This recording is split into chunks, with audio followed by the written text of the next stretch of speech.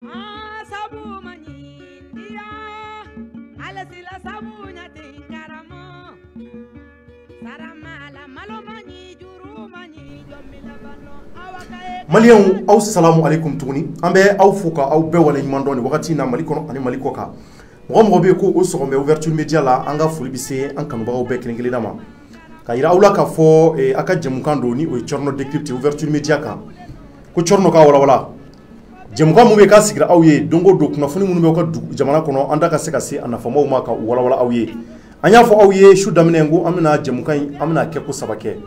kɛko saba an bɛn'o de kɛ bi ni kɛko filanan daminɛnen fɔlɔ tɛmɛna filanan daminɛnen filɛ maliyɛnw mun de b'an bolo o fana ye kungo wɛrɛ ye o fana ye kabako ko wɛrɛ ye mun bɛna da aw ma sisan ni wagatinin na walasa aw ka se ka faamuyali sɔrɔ minnu b'an ka baara kɔnɔ ni o ye sujet ye maliyɛnw an nanen don ni sujet fila ye bi c'est à dire que ni émission kun filanan in na o fɔlɔfɔlɔ ye jumɛn ye maliyɛnw an balimakɛ dɔ a de boli sera ma an balimakɛ in a tɔgɔ ko Dirisa Jalo a b'an kɛrɛfɛ ni wagati na plateau kan Maliens ka sababu kɛ ko ko dɔ kɛra la a bi waati caman bɔ a ko in a kɛra a yɛrɛ n'a den de cɛ a den n bɛ segin kɔrɔ fɔ ka sabula ko k'a kɔrɔkɛ den don ko in ye kabako belebeleba ye duko problème don Dirisa sera ma k'a fɔ ko a bɛ fɛ ka fɛn in ka médiatiser ka kumakan fɔ kumakan mun bɛ ko jamanadenw bɛ se ka a lamɛn ka kumakan fɔ kumakan minnu bɛ ko faamaw bɛ se k'a dɛmɛ maa mɔgɔ bɛ se ka jukɔrɔma tonto ko sabula ale kelen de y'a ka fɛn bɛɛ ye a ye gɛlɛya caman sɔrɔ ko in kɔnɔ a n'a den ka kɛlɛ kɔnɔna na a yɛrɛ b'an kɛrɛfɛ plateau kan o de bɛna kɛ ale ka sujet fɔlɔfɔlɔ ye donc n'an bɔra Dirisa la an bɛna se mun ma o ye sujet filanan mun ye Maliens o ye opération Furuvudi ye donc yanni émission ka ban peut-être ani Isaka Kulubali kan ka ɲɔgɔn sɔrɔ téléphone na sabula an y'a mɛn k'a fɔ Maliens ko sɛ 40 ani sɛ 7 k'o de fagara mun b'a to ka se ka Sadio Tomoda ka se ka a mako sa cogo mun na bɛɛ b'a dɔn yɔrɔ opération Funufunu opération Tourbillon a daminɛnen don commune D la mun b'a to maa minnu bɛ drogue feere ko ka se ka drogue feerelaw minɛ anw b'a a kunnafoni ninnu kɔnɔnaw la a bɛ waati caman bɔ an ka Mali rappeur dɔ yɛrɛ taara min na ni o ye dɔnkilidala dɔ ye ko in barika de bonyana kosɛbɛ an y'a ye Isaka ka kunnafoni na bi a ye kunnafoni mun cari ka d'an ma a yɛrɛ kun kan ka na yan nka an n'a tɛ ka ɲɔgɔn sɔrɔ fɔlɔ nka yanni émission ka ban n'an sera ka ɲɔgɔn sɔrɔ o don nka kumakan ninnu kɔnɔna ko sɛ 47 u y'o de faga k'o sarakati bo ko ka taa pomadi mun u la ka taa u yɛrɛ wusu mun b'a to u bɛ se ka kisi cogo min na Tomoda ka funufunu ma u kana se ka minɛ cogo min na ni ka to u datugu kaso bonba la a Maliens ko bɛ dugu kɔrɔ sa donc o b'a yira k'a fɔ sacrifice ko de bi yan nɔ ni o ye sarakako ye sarakako de daminɛnen don ko in kɔnɔ ko sabula ko maa ti ka to yen a la commune D kɔnɔ an da bɛna se o fana ma ni ka se ka o walawala aw ye tudunkan na Maliens an b'a ɲini aw fɛ bɛɛ ka vidéo ninnu a y'u partager a kana vidéo ninnu da aw kelen ma a y'a to aw kɛrɛfɛmɔgɔw ni aw balimaw ka se ka bɔ kunnafoni ninnu kalama a bɛ kɛ sababu ye o fana bɛ fɛn caman faamuya jɛnatigɛ taabolow la u bɛ fɛn caman faamuya ko minnu b'a la ka kɛ u fa dugu kɔnɔ donc an bɛ don rapidement sujet fɔlɔ kɔnɔ an b'a fɔ hali bi aw bisimila donc an ni Dirisa bɛna kari ɲɔgɔn na Dirisa de filɛ kɛrɛfɛ la nin wagati na a bɛna foli lase jamanadenw ma n'an tilal'o la an bɛ sɔrɔ ka don baabu kɔnɔ Dirisa somɔgɔw bɛ di tɔɔrɔ s'u la kari baasi t'i la folikan jumɛn b'i bolo ka ɲɛsin Maliens ma yan'an ka don baabu kɔnɔ Maliens bɛɛ ni su d'accord n ka foli bɛ Maliens bɛɛ ye foli diyara n ye maintenant an bɛna baaraw daminɛ sabula nin wagati na Maliens de kulo b'an na fan bɛɛ fɛ i ne boli sera a ma nin y'a tile damadɔ ye kosɛbɛ i y'a jira k'a fɔ ko n'i ma kumakan man ɲi kosɛbɛ ko n'i ma kuma ko dusukasi mun b'i la a dusukasi kana kɛ sababu ye ka essayer ka ko dɔ k'i la k'i dusu kasi mɛ i tɛ fɛ i ka taɲa ka bɔ diɲɛ kɔnɔ tan i tɛ fɛ ko ka k'i la vraiment ko mun bɛ yen ko i tɛ se k'a faamuya i yɛrɛ den fɛ i ko i den mun don i y'a lamɔ i kɔrɔkɛ den don i b'o de fɔ wa ko o de bɛ ka ko k'i la ko mun bɛ yen k'a tɛ ka faamuya fiyewu a taara se fangalataw ma fo ka taa datugulu ni fɛn caman bɔ a la i ko k'i bɛna bi kana Maliens bɛɛ kɛ seere ye maaw k'i lamɛn ko in kɛra cogo min na ani mɔgɔw bɛ se k'i dɛmɛ cogo min na walasa i kelen bɛ se ka bɔ ni kɔnɔnafili la cogo min na Dirisa mun de tɛmɛna i ni i denkɛ cɛ i den don n kɔrɔkɛ den don n y'a lamɔ k'a si to san 8 na i kɔrɔkɛ den don n kɔrɔkɛ den don i y'a lamɔ k'a si to san 8 a tɔgɔ ko Madu mun de kɛra a ka so a tun bɛ so kɔnɔ ye a ka so bilen a bɔra ka taa kana jigin ka taa so ta ni ɲinɛ yɛrɛ n ko y'a ka indépendance ta n ka sera a yɛrɛ kɔrɔ a tor'o la a nana don dɔ ka na ni kɔrɔkɛ b'a sɔrɔ so kɔnɔ ka na kɛlɛfari da ko ka so d'a ma or so tilalen don bɛɛ n'i ka yɔrɔ a tor'o la don dɔ ani ne kɔrɔkɛ ne ka soden kelen bɛ luwanse la u taara o ko kari ka kolonkalan kɛ k'o ci muru b'u bolo k'ale ka luwanse muru ni kolonkalaw ka taa don ka ko bo ka kulungana ka susu ka abe karkari kan ka luwanse ke ne yɛrɛ tun bɛ yen ne ma gɛrɛ u la e ma gɛrɛ ne ma gɛrɛ u la mun na ne bɛ siran kɛ muru t'u bolo wa muru kun b'u bolo mɔgɔ kɛlɛ murutigi ni mɔgɔ t'a kɛ ɲɔgɔn ma ye dɛ kosɛbɛ kolonkantigi mɔgɔ t'a kɛ ɲɔgɔn ma ye dɛ ko k'a yɔrɔ d'a ma ne ma yɔrɔ di o tile fila ne ye wele bila ma n ko karisa yɔrɔ i ka yɔrɔ min bilen don an bɛ jɛ ka o jɔ yɔrɔ nin to yen suden kelen pe de bɛ ne bolo ne bɛna yɔrɔ aménager sisan k'a labɛn n bɛna si a kɔnɔ ni n denw a ko k'a ye ko tigɛ ko fo ka yɔrɔ d'a ma ko tigɛ ko fo ka yɔrɔ d'a ma ko fo ka yɔrɔ ma ne ko n ko espace min bɛ yen o ye ta ye an k'o jɔ baara kɛ k'o jɔ ko a ye kalo sɔrɔ ko a so d'a ma ne ye so labɛn sisan k'a yɛlɛma a kɔnɔ sibiri don kalo tile 25 a ye mun kɛ sibiri tɛmɛnen ne ye yɔrɔ labɛn min kɛ ka ka minɛnw to yen ne kɔrɔkɛ ye mun kɛ ka Madu wele kana jigila kana ka Madu kana ko joli fara mun kan a nalen sufɛ Madu yɔrɔ ci i kan kɔrɔta kosɛbɛ sufɛ Madu yɔrɔ cili daminɛ ni kolonkɛla ye a yɛrɛ bi image bi a ko Madu k'a ci Madu yɔrɔ caman cɛla dɛ donc a taara i ka yɔrɔ de ci ni kolonkɛla ye a ci ni kolonkɛla ye pewu y'a a y'a ci yɛrɛ de fo cili min f'a sɔrɔ a sago selen min kɛ a y'a jɔ a cilen ne sɔrɔla ka taa ne y'u to a cilila k'a photo ta ka taa yɛrɛ polisiw la polisiw nan'u nɔfɛ o de kɛra sababu ye ni fana fo kana se datuguli ma d'accord mais i yɛrɛ den don i y'a lamɔ mais e ye maa mun lamɔ o bɛ se ka taa nin kɛ la cogo o tuma e kɔrɔ de kala walima mun de ne ma foyi kala barakɛbali dɔrɔn don a tɛ fɛ ka baara kɛ o barakɛbali dɔrɔn don n ko ne ye a tun bɛ so min kɔnɔ ne de y'o jɔ e yɛrɛ b'a dɔn farafin so ninnu ye bɔgɔso filɛ i bɛ maga la de n'i ma maga bɔgɔso la a bɛ bi dɛ ni samiya sera dɔrɔn san o san i bɛ maga bɔgɔso la ka to k'a crépi ni ciment ye bɛɛ b'o dɔn ale e tɛ mun ka ca la a ka bɔgɔso fan kelen bila dɔrɔn a bɔra ka bɔ kɔnɔ ko ne kan t'a di ne ko ayi mais a ko tiɲɛ ko polisiw ko ma mais e b'a fɔ ko tiɲɛ e fa ye yɔrɔ min d'e ma k'i k'o jɔ o tɛ tiɲɛ ka tiɲɛ ye wa a fɔra k'i ka yɔrɔ min o tɛ ka tiɲɛ ye wa bon comme o tɛ ka tiɲɛ ye donc a taalen polisi la polisiw de fɔ a ye polisiw fɔ a ye ko e fa ma yɔrɔ d'i ma ni tiɲɛ ko don ni min de kan ka fɔ k'ale fa ta e ye mɔden de e man ka tiɲɛ ko fɔ y'a wa donc sisan na k'i ka tiɲɛ de la polisikɛ y'a minɛ k'a bila kiri kɔnɔ polisikɛ y'a minɛ k'a bila kiri kɔnɔ k'o bɛ k'i ka tiɲɛ ye parce que comme yɔrɔ min dir'i ma ni i t'o fɛ fo ka don i fɔ ka kɛlɛ la polisikɛ ko dangadenw don a y'a minɛ ka bila kiri kɔnɔ a kɛra ten donc o b'a jira k'a fɔ a yɛrɛ yɔrɔ mun dir'a ma a tɛ k'o fɛn donc a nana ɲɛ jɔ e de ka so la c'est ça ko fo k'a bila o kɔnɔ comme o jɔlen don ayiwa d'accord donc ko bɛ yɔrɔ min na sisan maliyɛnw o ye c'est à dire que Musa Jalo ni o ye Dirisa ye a sirannen don parce que ko in bɛ ka taa sira mun kan fali kana taa bɔ a la i m'o de fɔ wa n y'o fɔ dɛ parce que i ko i n'i ka denbaya bɛ yen a bɛ fɛ i ka bɔ i yɛrɛ den don i kɔrɔkɛ den don ko bɛ ka bonya se tɛ yen cogoya t'i bolo i bɛ balo nin cogoya la ta denw caman b'i bolo donc i bɛ fɛ i bɛ ka siran a laban kana taa kɛ bingani ye a laban kana taa kɛ a ka muru i yɛrɛ y'a fɔ cogo min na ko muru tun b'a bolo i m'o de fɔ wa muru tun b'a bolo laban kana taa kɛ dimi kana taa dɔ la a ka taa muru las'i ma ka t'i jogin o tɛ wa mais laɲini wɛrɛ jumɛn b'i bolo i ka laɲini ye mun ye laɲini bɛ n bolo sisan a yɔrɔ min ci sisan k'a d'i ma k'o jɔ ka n ka yɔrɔ labɛn a cogo kɔrɔ a y'i ka yɔrɔ mun ci k'i dɛmɛ k'i ka yɔrɔ jɔ k'o labɛn wa a yɔrɔ min ci tiɲɛ sisan ko ne bolo parce que a ye tiɲɛni kɛ a ye n ka minɛnw bɛɛ tiɲɛ y'a a ye tiɲɛni kɛ dɛ a ye n ka minɛnw bɛɛ tiɲɛ ka n ka yɔrɔw ci ka n ka ko fɛrɛturu ni pɔturu bɛɛ kari a ye yɔrɔ caman ci so yɛrɛ la yɔrɔ caman ci a la k'an dɛmɛ sisan k'o jɔ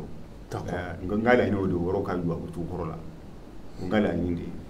d'accord a tɛ tɛmɛ o kan d'accord donc Dirisa kɔrɔfɔ faamuyara donc maliyɛnw a bɔra ka Dirisa ka kɔrɔfɔ lamɛn a ye mun yira k'a fɔ nin waati in na ale ni a denkɛ de bɛ ɲɔgɔn na ni o ye a kɔrɔkɛ den ye duko problème don bɛɛ b'a kalama Bamakɔ duko ko ka ca hali an bɔra ka émission kunfɔlɔ minnu kɛ o bɛɛ kɛra duko problème de ye o fana n'a a yɛrɛ fa dɔ fana bɛ ɲɔgɔn na u y'olu bɛɛ gɛn ka bɔ so kɔnɔ ko ka bɔ sokɔnɔna in na donc nin b'a jira k'a fɔ an bɛ jamana min kɔnɔ nin wagati in na i b'a fɔ diɲɛ bɛ ka yɛlɛma c'est à dire diɲɛ bɛ ka yɛlɛma sira wɛrɛ kan Mali kɔnɔ fɔlɔ anw tɛ nin ko ninnu dɔn mais nin de bɛ ka caya nin waati in na an ka jamana kɔnɔ k'a jira k'a fɔ duko problème bɛ kɛ balimaw ni ɲɔgɔn cɛ denw ni ɲɔgɔn cɛ fa ni baw ni ɲɔgɔn cɛ ba bɛ se ka taa den bɛ se ka wuli ka taa papier kura dilan du kama ka ba gɛn ka bɔ so kɔnɔna na an y'o bɛɛ Bamakɔ kɔnɔ yan fa ni denw bɛ bila ɲɔgɔn na nin fana ye ko wɛrɛ ye ale fana nana an ma ka jira k'a fɔ komi an bɛ yan ni ka se ka kunnafoniw cari ka maaw dɛmɛ ale fana nanen don ni ka se ka dama kasi nin ko mun bɛ k'a bɛ ka tɛmɛ a n'a den cɛ ko ko in a bɛ ka taa sira mun kan a laban bɛ ka siran ka sababu kɛ den taara kolonkala don a ka sokɔnɔ na a yɛrɛ y'a ye image la cogo min na ko ka yɔrɔ kari donc ale ka laɲini ye mun ye a dalen don nka a tɛ sunɔgɔ a miiri bɛ janya o tɛ wa a sɛbɛnlen don ko bɛɛ bɛ se ka co a kan à tout moment donc lui son souhait c'est pour que k'a lajɛ a bɛ se ka dɛmɛ sɔrɔ nin ko in na cogo min na a ka yɔrɔ mun karila o yɔrɔ bɛ se ka jɔ cogo min na a ka yɔrɔ mun ni a bɛ ka fɛn fana a bɛ ka siran a laban den kana a n'a ka denbaya yɛrɛ bɛɛ gɛn ka bɔ kɔnɔ ko sabula se t'ale o tɛ wa donc maintenant téléphone numéro dɔ b'i bolo wa téléphone numéro b'i bolo i bɛ sɔrɔ numéro mun na o numéro ye jumɛn ye Dirisa 60 o ye 60 ye 22 22 wɛrɛ 22 encore 89 ani kɔnɔntɔn ni y'a bannen 60 n'o ye 60 ye 22 o ye 22 ye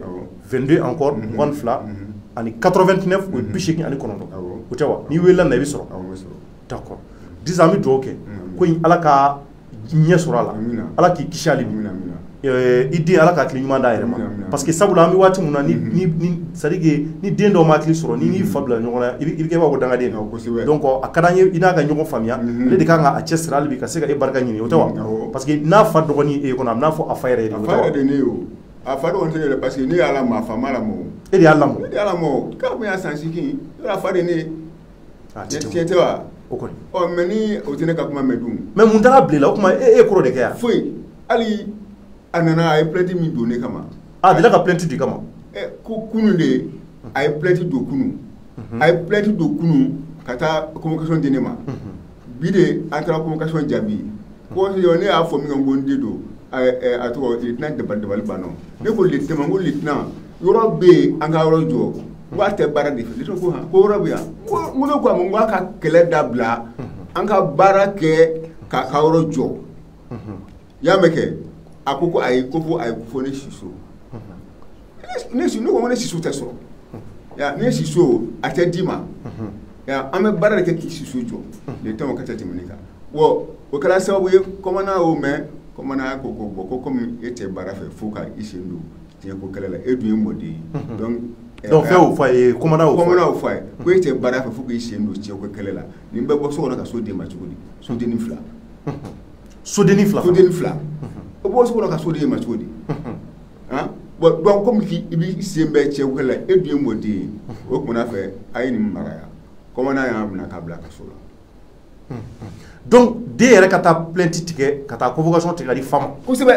a ye plainte tigɛ kunun mais plainte tigɛ kun ye mun plainte tigɛ kun ko fo ne ka bɔ so kɔnɔ ko ka so d'a ma ko f'e ka bɔ so kɔnɔ ka so d'a ma a y'o fɔ min kɛ commandant ko k'o tɛ kɛ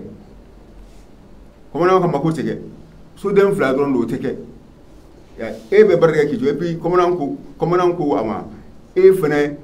i ni y'a yɛrɛ man kan ni tiɲɛ ko don e ni tiɲɛ man kan e fa ta tɛ o ale de fa ta don e ye mɔden ye commandant ko ten a ko ten k'ale ye mɔden ye k'ale mɔden ye Allahu Akbar an de kabako ye koyi mais sisan i dalen i ko k'i tɛ sunɔgɔ sufɛ a taara don i ka taa yɔrɔ kari-kari o kɛra cogo jumɛn muru ni e o muru tun b'a bolo jele fɛn tun b'a bolo ani kolonkala mais n tɛ sunɔgɔ parce que n t'a dɔn a bɛna taa ɲɔgɔn wɛrɛ kɛ o de bɛ ka to n tɛ sunɔgɔ i kan kɔrɔta i ko di n tɛ sunɔgɔ n t'a dɔn n'a bɛna taa ɲɔgɔn wɛrɛ kɛ tugun quoi i t'a dɔn n'a bɛna taa ɲɔgɔn wɛrɛ kɛ o de la i tɛ sunɔgɔ c'est ça o de la n tɛ sunɔgɔ parce que a ye yɔrɔ kari daminɛ y'a ye wa o de kama n tɛ sunɔgɔ o de la i tɛ sunɔgɔ d'accord donc nin b'a yira sisan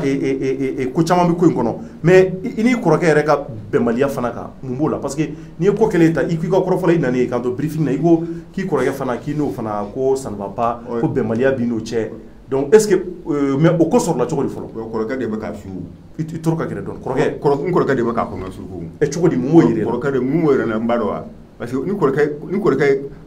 don min na a ye yɔrɔ kari kɔrɔkɛ ko k'a ka kolonkalan ta o tɛ k'a kɔnɔ suruku wa kɔrɔkɛ k'a ka murusa a ye murusa o tɛ wa kɔrɔkɛ de bɛ k'a kɔnɔ kɔrɔkɛ ko a ka kolonkalan ta a ye kolonkalan ta kɔrɔkɛ k'a ka murusa a ye murusa kalo tile 5 ni kɔrɔkɛ k'a ka murusa o ye murusa ka taa da su ten ka taa da su ten ka muru ta ka taa i ka da su ten ka a siphonner ka a tɔgɔ ka kolonkalan kɛ k'a susu k'a bɛɛ kari-kari y'a ye wa o kɔfɛ o tɛmɛnen tugun kalo tile 25 kɔrɔkɛ ko k'a ka kolonkalan ta muru bɔ yɛrɛ bolo a ye kolonkalan ta ka taa yɔrɔ cili daminɛ o t'a kɔnɔ sugu a bɛ se de a tɔgɔ filɛ nin ye donc vidéo la donc o fɛn de bɛ ka passer vidéo la a tɛ nin ya a tɛ tɛmɛ ni nkalon don bɛɛ ɲɛ t'a la bɛɛ y'a ye o n ko a tɔgɔ commandant y'a kɛ d'accord donc an ka jɛ an ka vidéo lajɛ an ka vidéo lajɛ ɲɔgɔn fɛ fɔlɔ voilà parce que an hakili la image in partie dɔw tɛ o tɛ wa ok donc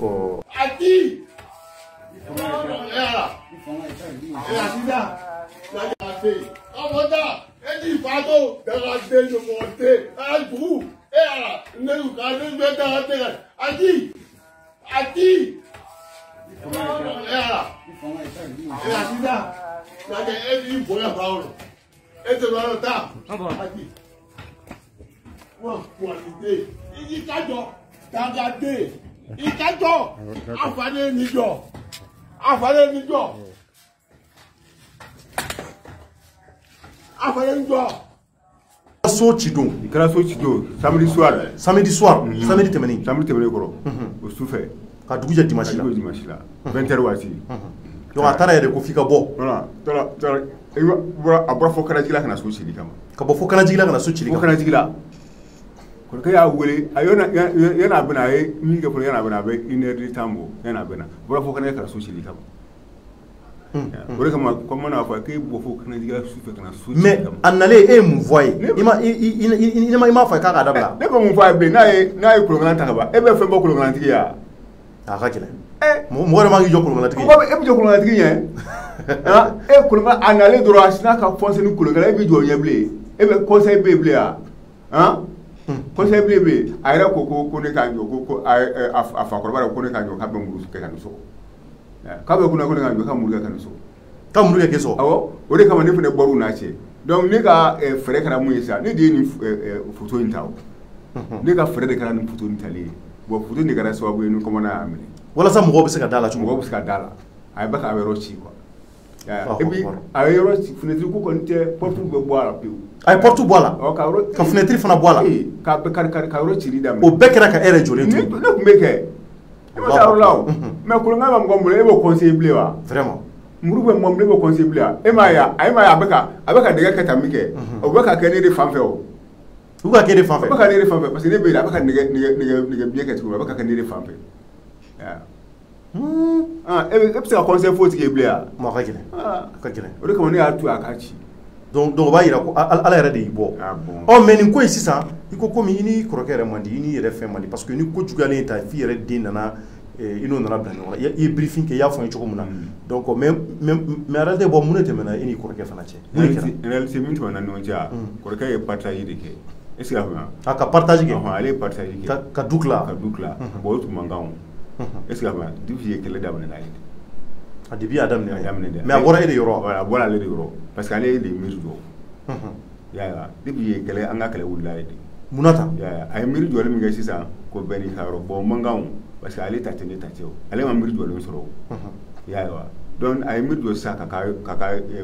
bâtiment secours dɔ jɔ o kɔnɔ ye y'a o bâtiment secours tun bɛ Gabugu place a ye Gabugu place min ta Gabugu place c'est ça ne taara ne ye dɔ de kari o Gabugu place la bon o Gabugu place ne ye dɔ kari o la min kɛ a taara tribunal la a taara ne datugu ne ye kalo 6 de kɛ kaso la e kɛlen ka Gabugu kari dɔɔni awɔ k'i b'o fari ka yɔrɔ kan ayi ne y'a kari dɔrɔn n ko a k'a to a Gabugu place to yen quoi ko a bɛ kɛ tobilikɛyɔrɔ ye quoi tobilikɛyɔrɔ ye c'est ça comme espace bɛ yen o ma diya a ye quoi y'a ye wa n ko bɛ kɛ tobilikɛyɔrɔ o ma diya a ye parce que tobilikɛyɔrɔ tun tɛ yen tobilikɛyɔrɔ tun tɛ yen donc e y'o yɔrɔ de kari c'est ça k'i b'o kɛ tobilikɛyɔrɔ ye o ka tobilikɛyɔrɔ ye donc o ma diya a ye a taara tribunal la ka t'e datugu ka taa ne datugu mais e t'a dɔgɔnin yan mais tribunal ko bon ko n'a ma sɔn ko n'a ye partage kɛ ka ban ko ne k'a to yen bon partage kelen don nɔfɛ dɛ ni denkɛ parce que tribunal fɛnɛ sisan faamaw y'a fɔ ko ni partage bɛ yen ka ban ko ni partage bɛ yen donc ale man ka ne ka yɔrɔ kari bilen donc a taara e datugu la a taara ne datugu la ne ye 6 mois de kɛ kaso la kalo 6 y'o de kɛ kaso la kaso la Allahu akbar o tɛmɛ kan ne kɔrɔkɛ a taara ne datugu donc faamaw y'a jira k'a fɔ ne ye nin datugu ka kan parce que ne kelen ta tɛ so ye donc ne nin datuguli ka kan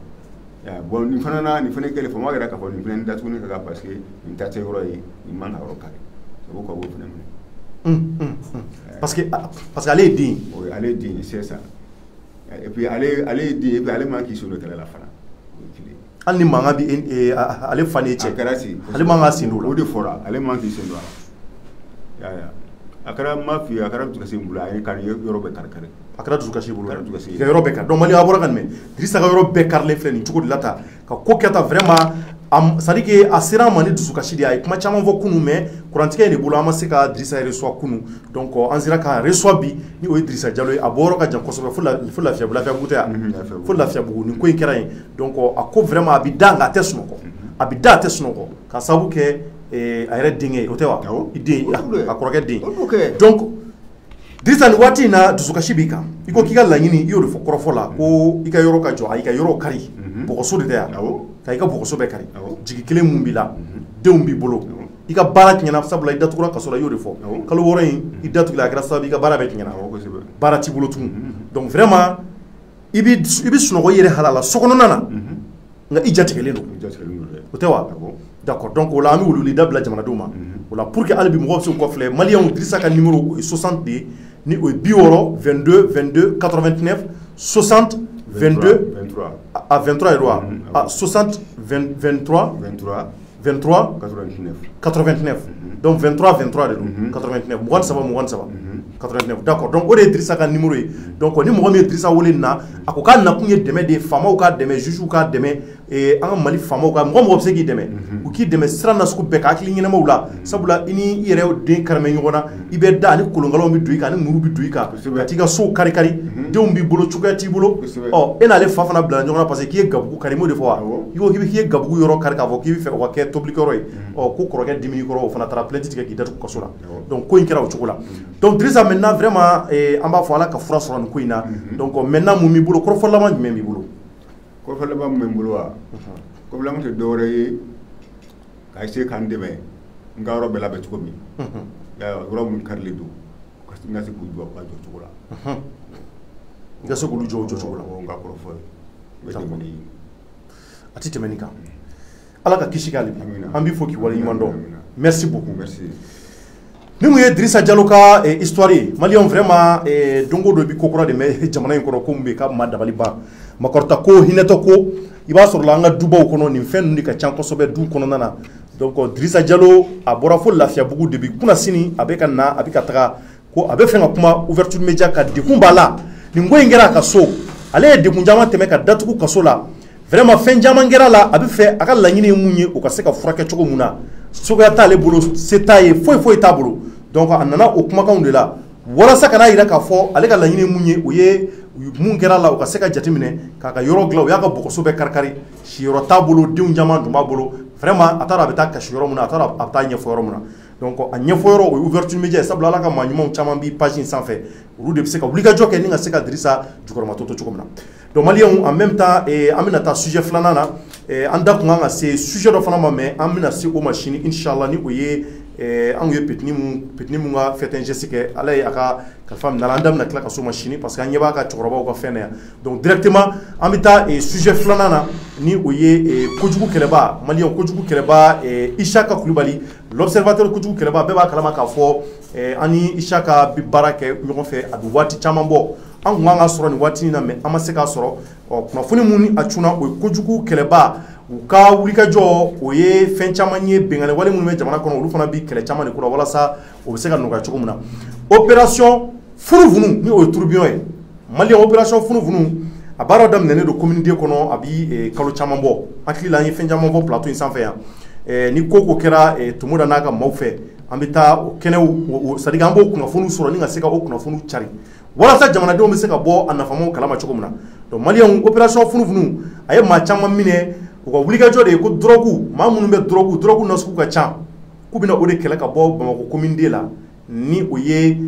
Bagadaji fo ka taa bila Kɛnzanbugu ninnu na donc opération de bonyana kosɛbɛ fo ka na kɛ quartier caman nana don a la commissariat fɛn fɛn bɛ olu bɛɛ bɛ ka Tomoda ka jukɔrɔma tonton ni wulikajɔ in na mun bɛ sen kan maliyɛnw funufunu a ye dealer caman minɛ i b'a fɔ Isaka Kulibali y'a fɔ cogo min na komi an tɛ k'a yɛrɛ sɔrɔ a kun ka d'an ye a yɛrɛ da kun ka se nin fɛn ninnu ma k'a fɔ an ye nka an ye kunnafoni mun sɔrɔ à travers Isaka a yira k'a fɔ maliyɛnw ko tourbillon funufunu a wulila deliko la tuguni u ye maa caman minɛ nka ko mun bɛ sen ka taara a b'a dɔn wa maliyɛnw ko dealeriw fana de wulilen don Isaka ka kɔrɔfɔ la ko ka se ka sacrifice kɛ ni o ye ka se ka sɛ 40 ani sɛ 7 ko ka se k'o saraka dealers de kɛmɛ k'o kɛ ko 47 coqs égorgés pour les besoins de la cause k'o faga walasa o bɛ se ka kisi funufunu ka taali ma fiɲɛkolonba mun n'a bɛ ka munumunu a kana se ka taa n'u ye cogo mun na ko dealers k'u bɔra a kalama k'a fɔ k'o camanba de bɛ ka kɛ nin waati in na ko sɛ 40 ani sɛ 7 k'u y'o de faga u y'o de égorger k'o kantigɛ k'o kɛ sarakatiw ye ɔ ko ma d'aw ma a ye mun fɔ kuma na sɛbɛnniba y'a jira k'a fɔ maliyɛnw ko wulikajɔ kɔnɔna na ko tellement que dealers jatigɛ mɛ ko wulikajɔ kɛlen don u kamana guwanmɛ ko fiɲɛkolonba in ni o ye tourbillon ye funufunu k'ale dafalen de b'a la ka taa ni chaise ni mɔbiliw ye a bɛ ka fɛn caman ta ka taa n'a y'a fɛ hali adamaden minnu bɛ yen n'i ma jɔrɔ fiɲɛkolon ye a bɛ taa n'i ye ɔ tumu da wuli ma deli ko la ka fara polisi nganaw kan 3e arrondissement polisiw ani ka fara commissariat caman kan u bɛ ka maaw minɛ polisi fini yɛrɛ tɛ ka don u bɛ k'u bila civil la ka taa bali dealers la k'u minɛ o hukumu kɔnɔ maliyɛnw ko dealers y'a jira k'a fɔ n'an ma wuli k'an jɔ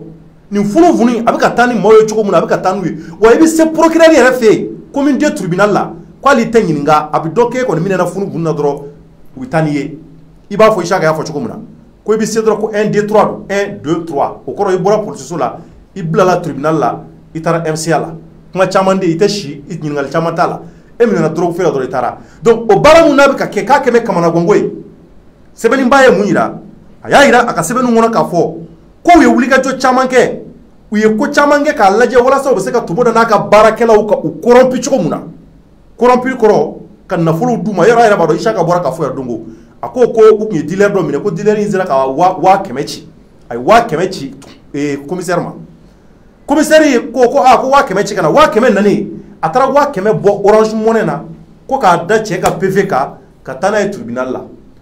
ɔ ko dealer in k'an y'a minɛ baara fila la an y'a minɛ drogue feere la drogue feere kɔfɛ tuguni an tilala k'a minɛ tuguni corruption na a tun bɛna ne yɛrɛ corrompu ka ne san k'o 100 dalen filɛ nin ye k'o taara di commune de tribunal la Konatɛ ka yɔrɔ la maliyɛnw de ye kabako ye dɛ nin kuma de carila ɔ a yɛrɛ k'a fɔ k'u y'a essayer ka tumu da ninnu corrompu cogo bɛɛ corrompuli ma se ka ɲɛ o kɔfɛ u y'a essayer n'u sera k'u sɔrɔ u b'u sɔgɔ ka se k'u bɔrɛ u ni la k'o fana k'o dɛsɛ k'u ma se k'u fana ɲɛ sɔrɔ sɛbɛnni b'a ko ten ne ka kumakan tɛ dɛ minnu wulila ka taa kɛnɛ kan ni observateur mɔgɔw ye olu de sera ka kumakanw sɔrɔ u ko k'o dɛsɛ bɛɛ de bannen san ko ko solution kelen mun b'an bolo sira kelen mun b'an bolo n'an bɛ se ka lafiya sɔrɔ o ye sarakako ye maliyɛnw k'u taara don somaw kan u taara don turabudalaw kan maa minnu bɛ chômage u b'o de wele ko turabudalaw u bɛ bɔgɔ sama sama n'u ye bɔgɔ tufa ta k'a kɛ tan u b'a fɔ ko Solomani y'a jira k'a fɔ mun b'a to a bɛ se ka kisi funufunu ka kasara ma a bɛ se ka kisi funufunu ka kasara jugu ma funufunu ka na taa n'aw ye ka taa bila MCA kɔnɔ ni finɛni jugu in na k'a ye sarakaw bɔ k'u ye wulikajɔ de kɛ k'u bɔr'o kalama u taara don soma caman kan somaw y'a jira k'a fɔ an b'an ka jinɛw ɲininka an bɛ jinɛw ɲininka tari ko jumɛn bɛ se ka kɛ nin ko in na a bɛ se ka sacrifice jumɛn bɔ a ko la pour que aw bɛ se ka kisi funufunu ka kasara ma cogo min na maliyɛnw ko turabudalaw ani ka fara somaw kan olu ka wulikajɔ la olu y'a jira k'a fɔ ko nin baara in kɔni ko nin ka nɔgɔn ni ko bɛɛ ye k'u ka sɛ de saraka fɔlɔ ko sɛ 1 tɛ sɛ 2 tɛ 3 tɛ ko sɛ 40 ani sɛ 7 sɛbɛnniba y'o de sɛbɛn wa tɔgɔ ninnu fɔ mɛ sɛ la koyi ko sɛ turu 100 n t'a dɔn o ye mun ye n ɲɛ bolo sɛbɛn na sɛ turu 100 aa nin ye tɔgɔ ye koyi sɛ turu 100 de fɔ mɛ ko n ɲɛ bolo de entre parenthèses pour se faire leur maître satanique c'est-à-dire qu'ils ont conseillé d'égorger 47 coqs. Les coqs, on les appelle Chetrou Kemen. Au koffe, un espace dévolu au sacrifice de cette nature. Malien ko seka o Chetrou Kemen, ka seko kandike, ko ke saraka uye ko juru bon, ka tumoda toko foala, ka funu vunu toko foala, ka fenyama toko foala, police munu wulu me del ko la ko na to lumine, ku ka business tnye, u waru munu zoro kle ko ka seka waru bet tnye ku ka business be dungala mala. O ku ba laje ka seka tumoda naka mau, ka yurula ka fokulu fara be sekola. Maliyɛnw sɛbɛnniba u y'a jira k'a fɔ nin baara in kɔni u nana bɔ nin kalama ko de sabatilen don jaja dilɛriw fɛ u y'a jira k'a fɔ k'u ma da o kelen ma dilɛriw wulilen don mun fana tuguni ko somaw y'a jira u la k'a fɔ ani turabudalaw k'u mu tulu dɔ la tulu dɔ bɛ o duguw ma k'u k'o tulu kɛ k'u mase c'est comme si k'a mu ka ɲɛ u farikolo la ka ɲɛ ɔ tulu ninnu bɛ kɛ sababu ye ni ka se ka u kisi kosɛbɛ hali ni tumu na ɲɛ dar'u kan a t'u ye ka ɲɛ a bɛ kɛ sababu ye ka dibila don u ni tumu da cɛ peut-être a bɛ se ka k'o ye o tɛmɛnen kɔfɛ ko k'u yɛrɛ enfumé fana c'est à dire que k'u yɛrɛ n t'a dɔn n b'a fɔ cogo min na maliyɛnw k'u yɛrɛ wusu ka ɲɛ fura dɔw dun b'u ma o b'a kɛ i b'a fɔ an balimamusow bɛ wusulan bila so kɔnɔ cogo min ka so kɔnɔ kasa ja nin ye kasajala wɛrɛ nin kasajala bɛ se ka kɛ u bɛ se ka kisi cogo min na tumu da ka kasara ma tumu da ka wulikajɔ ma a ka funufunu baaraw ma o mun n'a kɛra a yɛrɛ k'a fɔ k'u ye bɔra o de kalama k'a fɔ dealer caman de bɛ ka nin baara in sabati nin waati in na u bɛ ka bɔ sɛ falenw kan dalalaw la u bɛ ka bɔ sɛ falenw kan yɔrɔ caman na tumu da yɛrɛ ɲɛ mun b'a to tumu da bɛ se ka kisi olu ma cogo min na u ni tumu da kana se ka ɲɔgɔn ye jɛnatigɛ tɔ in kɛ u ka business u bɛ se ka lamara cogo min na maliyɛnw ko bɛ dugu kɔnɔ dɛ ko bɛ dugu kɔnɔ u b'a yira k'a fɔ funufunu ni o ye opération tourbillon ye ko dɔw ko mun bɛ k'a bɛ ka na ni ka se ka dealers a bɛ ka u bila u deliko la a bɛ k'u kamana gan a bɛ ka fɛn caman yir'u la nka a dun yɛrɛ k'a fɔ ko in bɛ sen kan a mɛnna maa mun bɛ ka minɛ o maa de ka ca kosɛbɛ minnu bɛ ka taa minɛ drogue feerelaw hali minnu b'a peser olu caman taara minɛ kɔsa in na an bɔra k'o bɛɛ fɔ plateau kelen in kan yan mɔgɔ caman minɛna na minnu ka baara yɛrɛ ni ka se ka na n'a yɛrɛ ka se ka importer ka don jamana in kɔnɔ u taara bɔ olu dɔw kan fo AC 2000 la ni ko dɔ y'a to fo escalier sanfɛ 3e ou bien 4e étage de k'a cun ka jigin duguma Isaka y'a yira k'a fɔ k'ale kɔntara n'a sɔrɔla ko ni o sen donn'a kɔnɔ sabula ko étage in kun ka jan cogo min na nka a y'a cun ka jigin cogo min na a n'a k'a k'a la k'a si ma kɔrɔya si ye a bɛ se ka kɛ maa ninnu ko dalu dɔ bɛ sɔrɔ u bolo nka ni kɔni kɛra o dealer in fana boli cogo ye o ma se ka minɛ fo bi u bɛ k'o enquête kɛ 3e étage k'a to yen k'a fɛ ka jigin a sen na a sen ma don a kɔnɔ hali ni sen don b'a kɔnɔ a bɛ se ka boli ka taa fo yɔrɔ jan k'a sama ka bɔ a kɔnɔ walasa a bɛ se ka lafiya cogo min na ka sɔrɔ ka taama dɔɔni kɛ a y'a yira k'a fɔ Isaka ko a kɔrɔfɔ o la ko nin ko in fana de bɛ sen kan maliyɛnw k'an k'a lajɛ ni ka se ka tumu da sama duwawu la an k'an ka kɔlɔsi juruw sama dealer ko in mun bɛ kɛ ka kɛ sababu ye drogue ko mun bɛ sen kan a dabɔkun ye éducation bɛ se ka ɲɛ cogo min na denmisɛnninw bɛ se ka kisi fɛnjugutaw ma a bɛ ka kɛ anw de ka jamana ɲɛtaa kama tumu da k'a mago bɛ an kɔlɔsi juruw la a mago b'an ka duwawu la nin seli an filɛ nin sunkaloba mun na sabula a bɛ jamana baara la wa kelen tɛ ani commissaire caman de fara ɲɔgɔn ka se ka nin baara in kɛ dealers kɔni u ma saliya dɛ fura kelen mun n'a to m'u bolo o ye nin de ye maliyɛnw ka se ka sarakatiw kɛ ka se ka sacrifices bɔ an kɔni ye sɛ mɛn fɔlɔ a bɛ se ka kɛ don nataw la an ka misiw mɛn a la ani sagaw nka ma d'a la k'a fɔ k'u na kisi nin ko in na dɛ sabula tumu da n'a ka cɛdenw ani ka fara commissaire ŋana fɛn bɛ Bamakɔ kɔnɔ yan nin ko in baara daminɛ mun fɛ maliyɛnw ko n'a bɔra a kɔnɔ inshallah an bɛ bɔ ni ka se ka o kunnafoni di aw ma en temps réel pour que a bɛ se ka faamuyali ɲuman sɔrɔ cogo min na an b'an ka cɛdenw sama duwawu la an ka polisiw n'an ka gendarmew fo ka bila garde nationale la ka yira k'a fɔ lakana ɲuman ani baara ɲuman n'a kɛra jamana kɔnɔ anw kunnafonidilaw an b'a yɛrɛ kɛ an b'a bila ka ɲɛ kosɛbɛ mun b'a to jamanadenw bɛ se ka bɔ a kalama k'a fɔ u bɛ baara ɲuman min na cogo min na jamana kɔnɔ maliyɛnw opération funufunu ala ka barika don a la ala ka opération funufunu taa ɲɛ opération funufunu ala ka a ko taa ɲɛ maliyɛnw ala ka barika ni sankɔrɔta don a la kosɛbɛ kosɛbɛ kosɛbɛ kosɛbɛ o de anw ka laɲini ye nin ko in ne kɔni bɛ sen na dɛ sɛfa bɛ ko mun na nin maa ɲin'u fɛ n'u y'a faga u ka nan'a tɔ ye anw n'a si bɔ a la ka a kɛ ka firiti dɔ kɛ ka accompagner sabula n dalen b'a la k'a fɔ maa si de don polisi baaraw ni fɛn baara ninnu na ten nɔ i ka taa bila k'i bɛ taa maa kologɛlɛntigiw minɛ k'a sɔrɔ k'i yɛrɛ labɛnnen tɛ a baara ninnu caman y'o de ye ni baara laban nana kɛ sacrifice bɔ ye o b'a yira k'a fɔ k'a tigi kɔnɔ ko o banna pewu maliyɛnw an bɛna n sigi ka ko tɔ in lajɛ inshallah n'an Isaka yɛrɛ sɔrɔ ko wɛrɛ bɛ sɔrɔ a yɛrɛ bolo ko in kɔnɔ ale bɛ mun dɔn ka tɛmɛ anw kan a la sabula ale de tun b'a kɛnɛ kan ale de b'a kunnafoniw sɔrɔ k'a cari anw ma an n'a bɛ jɛ ni ka se k'a di jamanadenw bɛɛ kelen kelenna ma maliyɛnw an ka foli bɛ se aw ma mali kɔnɔ ani mali kɔ kan mɔgɔ mɔgɔ bɛ k'a lajɛ diɲɛ fantan ani naani fɛ Corno décrypte ko Corno k'a walawala an bɛ yan aw de kama kunnafoni minnu b'aw ka jamana kɔnɔ an bɛ bɛɛ reçoit jamana in kɔnɔ yan mɔgɔ mɔgɔ ko bɛnkanni walew kɛr'i la an tɛ maa bɔ maa la bɛɛ bɛ reçoit wa kunnafoni minnu bɛ jamana kɔnɔ u bɛ di aw ma bonya ani karama kɔnɔ an b'aw fo ka waleɲuman dɔn maliyɛnw k'a fɔ an bɛna ɲɔgɔn sɔrɔ dans quelques instants ouverture média à partir de 21h il est déjà 20h Issa Kaojim ale kan ka na yan maliyɛnw Issa Kaojim n'i y'ale tɔgɔ fɔ maa caman b'a dɔn an bɛna ɲininka kuma caman na kuma minnu ɲɛsin b'a yɛrɛ ma maliyɛnw kuma caman ɲɛsin bɛ Issa Kaojim ma dɛ wa a yɛrɛ ka kumaw y'a yira k'a fɔ fana ko kalafili mun n'a bɛ ka na ko ka kalafili in bɔ a dɔgɔ la ko sabula k'a tɛ se ka kɛ maliyɛnw ko caman bɛ yen an ye kuma caman mɛn an y'a ye fana hali an kɔrɔ Razbachi fana ye kuma caman fɔ ka ɲɛsin a ma ni ala ye su tɔ jana an na se k'a lajɛ k'a ɲininka olu caman na ko caman bɛ yen donc a y'aw labɛn aw ka jabaraninw kɔrɔ ouverture média plateforme kan a kan kɔnɔ ko minnu n'a mana bɔ Issa Kaojim ka interview exclusivité la aw bɛna faamuyali sɔrɔ la kosɛbɛ kosɛbɛ. Donc an bɛ ɲɔgɔn sɔrɔ plateau kan dans 30 minutes inchallah parce que c'est à 21h pile, il est 20h30 ici. Donc an b'a fɔ aw ye a k'an bɛn sɔɔni. Merci à toutes et à tous.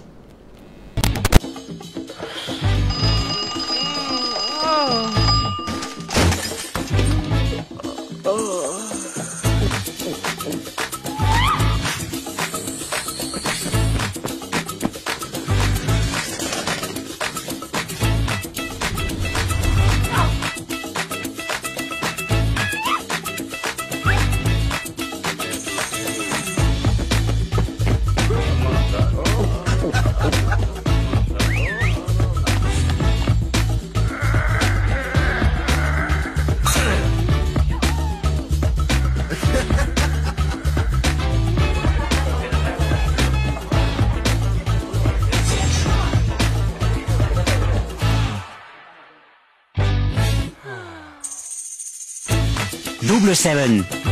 double tes limites.